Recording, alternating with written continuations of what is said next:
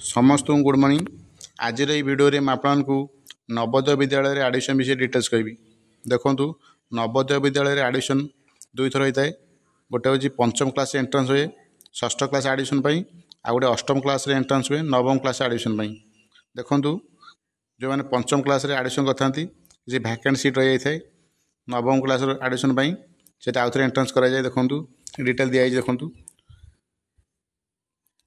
अष्टम क्लास जो मैंने पढ़ुवे से फर्म अप्लाई करेंगे नवम क्लास आडमिशन। देखो शेष तारीख रखाई 21 अक्टोबर 2025। देखो दिखाई ये वेबसाइट जाए आप फर्म अप्लाई करेंगे। तापर आपने एग्जाम हम एग्जाम आप भल मार्क रखिले सिलेक्शन आडमिशन करेंगे। डिटेल दिए देखूँ ये नवोदय विद्यालय आडमिशन विषय डिटेल्स। जब प्रथम करी आप चैनल देखते पूर्व सब्सक्राइब करना सब्सक्राइब करूँ। सब्सक्राइब कर ऑल नोटिफिकेशन ऑन करूँ जहाँद्वारा चैनल जो इनफॉरमेशन अच्छी आपके प्रथम पहुँच पार। वीडियो लाइक और शेयर करूँ। Thank you.